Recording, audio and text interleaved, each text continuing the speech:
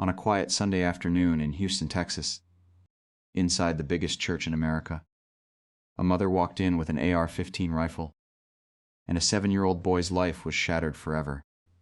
But here's what nobody is talking about. That shooting wasn't the beginning of the end for Joel Osteen. It was just the moment the whole world finally stopped looking away. $600,000 hidden inside a bathroom wall, a church with $90 million in annual revenue that gave away less than 1.5% to charity, a mega mansion worth $16 million, while hurricane victims slept on flooded mattresses 2 miles away, a smile that never cracked, even when it should have. How does a man who turned a feed store into a 50,000-seat empire end up at the center of one of the biggest reckonings in American religious history? Today, we're not just telling you about Joel Osteen. We're showing you what happens when the most powerful smile in America finally starts to fade.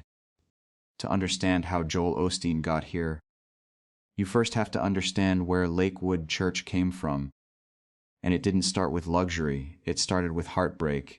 In 1959, a Southern Baptist preacher named John Osteen walked into a broken-down feed store on the outskirts of Houston, Texas.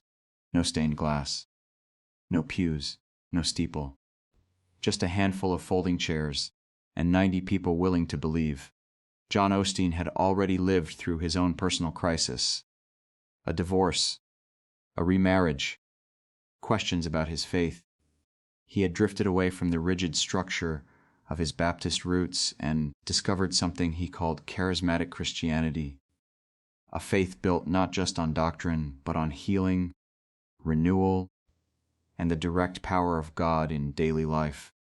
That personal transformation became Lakewood's first sermon, and people listened.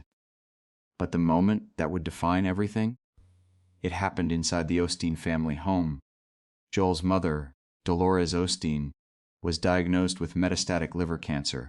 The doctors gave her almost no chance. John Osteen prayed over her. The family prayed. And then Dolores recovered completely. To this day, that story is told from the Lakewood pulpit as proof of divine intervention. And whether you believe in miracles or not, the impact on that family was undeniable. It planted something in the Osteen bloodline, an unshakable, almost defiant belief that faith could override any circumstance. That belief would later become the engine of Joel's entire ministry, and eventually, one of the most debated ideas in American Christianity. By the late 1970s, Lakewood had grown from 90 people to thousands. New sanctuaries were built. Outreach programs launched. The small Baptist feed store had become a movement. But Joel? He wasn't interested in leading it. While his siblings took on more visible roles in the church, Joel quietly stepped into the media room. He studied radio and television communications. He ran the cameras, produced the broadcasts. He was the man behind the curtain, and he liked it that way. Lakewood's broadcasts were reaching nearly 50 countries by the late 1990s. Much of that was Joel's work, but he still wasn't preaching. He was watching, learning, waiting. He just didn't know what he was waiting for yet. In January of 1999, John Osteen's health began failing. He called Joel in. He asked him to preach. Joel resisted. He had never delivered a full sermon in his life. He was terrified. But a father doesn't ask his son twice when time is running out. And so, one Sunday morning, Joel Osteen stood at the front of a church of 6,000 people, wearing his father's shoes, literally. He had slipped them on before walking out, a private act of tribute that only he knew about. What he didn't know was that his father was listening from his hospital bed. 6 days later, John Osteen was gone, and Joel was suddenly the pastor of one of the fastest-growing churches in America, whether he was ready or not. Joel Osteen's first instinct was to imitate his father. Same fire, same intensity, same scripture-heavy style. It didn't work. He stood in front of thousands of grieving, expectant people, and he knew within the first few minutes that this wasn't him. So he made a decision that would either save his ministry or destroy it. He stopped trying to be John Osteen. Instead, he found one scripture, a single verse about David fulfilling God's purpose for his generation, and he built an entire philosophy around it. Stop focusing on yesterday's failures. Stop comparing yourself to someone else's standard. Your best life is still ahead of you. America ate it up. Within months, Lakewood's attendance exploded. The 8,000-seat sanctuary they'd built wasn't enough. Joel's team began negotiations to acquire one of the most recognizable buildings in Houston, the Compaq Center, home of the Houston Rockets. 16,000 seats, an arena designed for NBA championship crowds. They didn't just buy it, they transformed it. $95 million in renovations later, it became Lakewood Church, the largest church in the United States of America. By 2005, weekly attendance had surpassed 45,000 people. His television broadcast was reaching over 100 million households. He was in over 200 American markets and more than 100 countries worldwide. Social media hadn't even fully exploded yet, and Joel Osteen was already everywhere. Then came the books. In 2004, he released Your Best Life Now. It wasn't just a Christian book. It was a cultural phenomenon. Millions of copies sold. Weeks on the New York Times bestseller list. Non-Christians bought it. Skeptics bought it. People who had never set foot in a church bought it. The book did something remarkable. It made Joel Osteen accessible to people who didn't think they were religious. He followed it up with Become a Better You. Then Every Day a Friday. Then The Power of I Am. Each one a bestseller. Each one adding millions to his personal fortune. And that's where things start to get complicated, because in 2005, Joel announced that he would no longer accept a salary from Lakewood Church. It sounded noble. But what he didn't say was that he didn't need it. Between book royalties, speaking fees, and licensing deals, estimates placed his personal net worth at somewhere around $100 million. He was preaching about God's abundance, and he was absolutely living it. The question that was quietly forming in the back of millions of minds was this: where exactly is the line between faith and a brand? Let's talk about what Joel Osteen actually has. In 2010, Joel and his wife Victoria purchased a home in Houston's River Oaks neighborhood, one of the most exclusive zip codes in Texas, 17,000 square feet, multiple bedrooms, multiple bathrooms, multiple fireplaces, an elevator, a guest house, nearly 2 full acres of land in the middle of one of America's most expensive neighborhoods. Estimated value between $14 and $16 million. Now, Joel will tell you, and he has told you, that this wealth came from his books and speaking engagements, not from the church.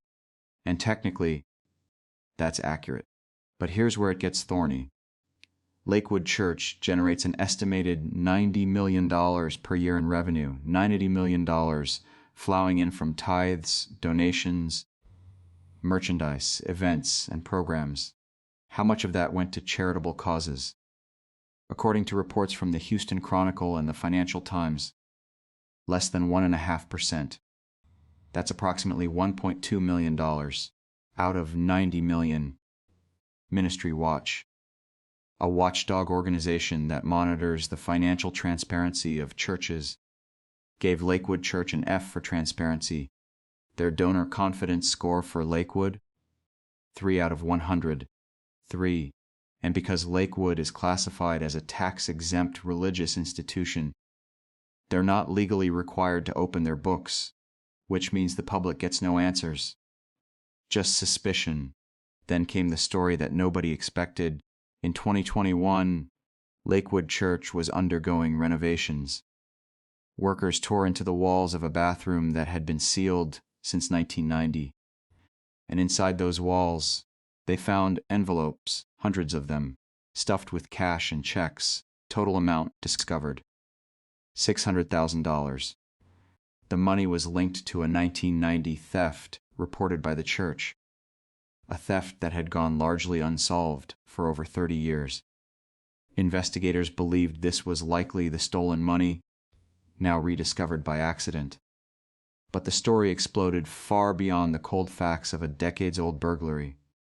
To many observers, it felt like a metaphor. Money hidden in the walls of a church that claimed to be transparent. Wealth buried inside an institution, asking its congregation for more. Osteen's team maintained there was nothing to explain beyond the original theft. But the timing, coming in the middle of years of financial scrutiny, made the story impossible to ignore. And then there's the theology itself. Joel Osteen has never officially called himself a prosperity gospel preacher. But critics, including some of the most respected theologians in America, have used that label consistently. The core argument of prosperity gospel is simple. If you have faith, God will reward you materially. If you give to the church, blessings will return to you financially. Poverty is a spiritual problem. Wealth is a spiritual reward. His critics call it cotton candy Christianity, sweet, insubstantial, and ultimately empty. His defenders call it hope. The debate has never been resolved. But what happened in August of 2017 didn't feel like a theological debate. It felt like a test, a real one with real consequences. And Joel Osteen failed it publicly. Hurricane Harvey made landfall in Texas on August 25, 2017. It would become one of the costliest natural disasters in American history. Houston was underwater, literally. Streets became rivers. Homes became islands. Families climbed onto rooftops and waited for boats. In the middle of this catastrophe stood Lakewood Church, the largest church in the United States. A 50,000-seat arena in the heart of Houston, a building capable of sheltering thousands of desperate people. And it was closed. Lakewood posted on Facebook, explaining that the building was inaccessible due to flooding.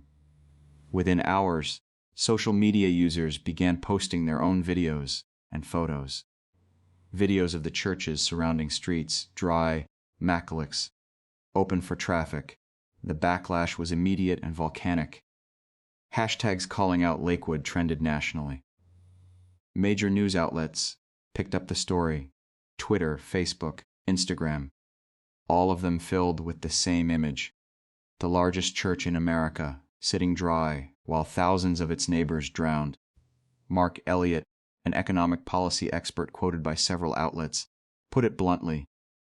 A church commanding this level of wealth and resources had a moral obligation to act immediately. And it hadn't. Joel Osteen scrambled to respond. His team pointed to photos showing flooding in the church parking garage. He released videos and statements insisting Lakewood was always ready to help. On August 29th, 4 days after Harvey made landfall, Lakewood finally opened its doors. About 300 people found shelter there. But by then, the story was already written. For contrast, look at what was happening 2 miles away. Jim McKingvale, known throughout Houston as Mattress Mac, opened his furniture showrooms immediately. He turned his stores into emergency shelters. He sent his delivery trucks out to rescue stranded families. No press conference. No Facebook posts explaining why he couldn't help. He just showed up. The contrast became the story. When Osteen appeared on major news programs to defend himself, things got worse. He suggested that social media had spread false information. He argued that flooding the church with evacuees might not have created a positive news story. He said the city hadn't asked Lakewood to open as a shelter at that time. Each of those statements may have contained some technical truth, but together they painted a picture of a man more concerned with managing narrative than managing a crisis. And then, just days after the storm, Joel preached a sermon. He told his congregation that Houston could handle Harvey. He urged them to stop being upset over something manageable. To the thousands of Houstonians who had lost everything, their homes, their cars, their memories, their sense of safety, it didn't feel like encouragement. It felt like betrayal. The hurricane didn't just test Lakewood's logistics, it tested the actual substance of Joel Osteen's message. What does "your best life now" mean to a woman standing in 6 feet of water? What does "God is in control" mean to a man who just watched his family's home collapse? These were the questions that Harvey forced into the open. And the answers that came from Lakewood's leadership left millions unsatisfied. Joel Osteen's reputation had been bending for years. Harvey was the moment it broke. But the worst moment was still coming. February 11th, 2024, a Sunday between the English language service and the Spanish language service at Lakewood Church. There was a brief window, a gap in the day, a moment of transition. That's when she walked in, Janesse Yvonne Moreno, 36 years old, carrying an AR-15 rifle and a handgun and a backpack. She approached an unarmed security guard near the entrance. When he tried to stop her, she moved around him, into a hallway. She opened fire. Witnesses say she was shouting as she moved through the building. "Stay calm. All I need is help." 2 off-duty law enforcement officers, Houston Police Department Officer Christopher Moreno and Texas Alcoholic Beverage Commission Agent Adrian Herrera, were working security that day. They moved toward the gunfire. They engaged the shooter. At 2:07 p.m., Janesse Moreno was fatally wounded. The immediate threat was stopped, but the damage was already done. Janesse had brought her 7-year-old son with her that day. His name was Samuel Moreno Carranza. He was shot in the head, rushed to Texas Children's Hospital. Samuel underwent 5 brain surgeries. Doctors removed half the right side of his skull. He suffered multiple cardiac arrests. The medical team treating him said something that no parent should ever have to hear. Samuel will never be Sam again. A bystander, a 57-year-old woman, was also struck by gunfire. She was treated for a hip wound and released the following day. In the days that followed, investigators uncovered the details of Janesse Moreno's history. She had a documented history of schizophrenia. She had been subject to mental health interventions multiple times before this day.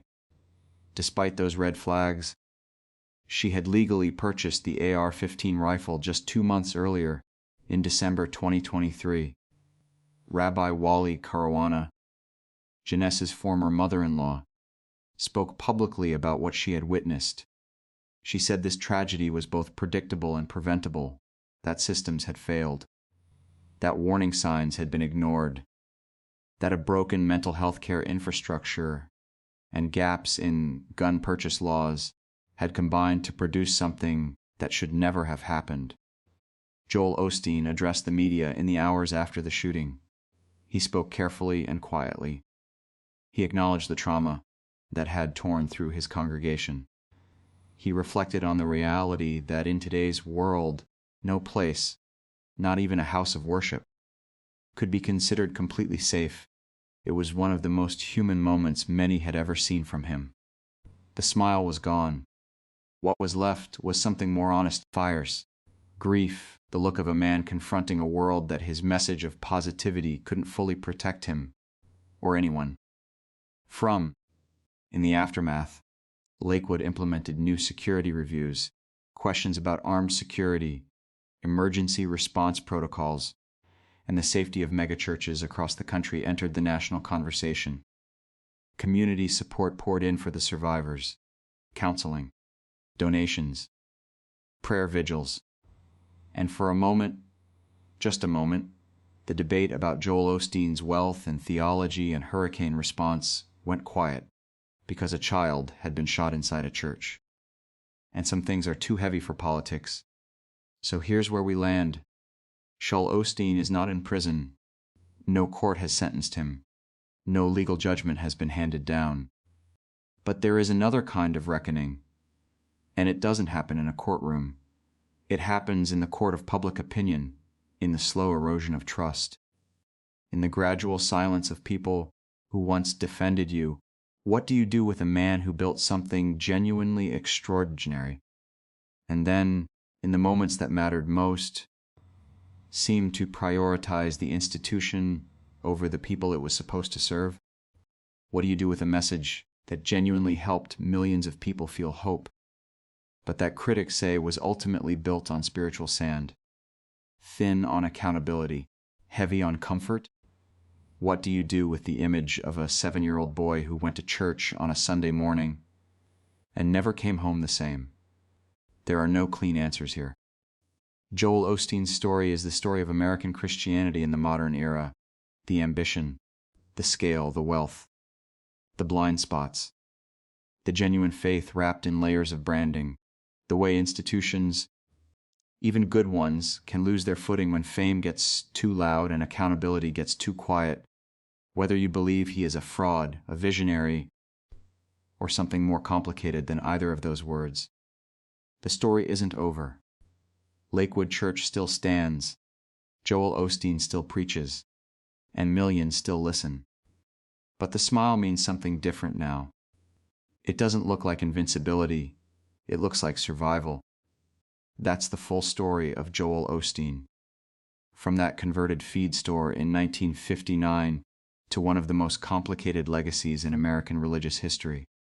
If this video made you think, made you question, or made you see something differently, that's exactly what we're here for. Hit that like button right now. It takes 1 second, and it genuinely helps this channel keep going. Subscribe if you haven't already. We cover the stories behind the headlines that most people don't dig deep enough to tell. And if you know someone who needs to see this video, share it, send it, post it. We'll see you in the next one.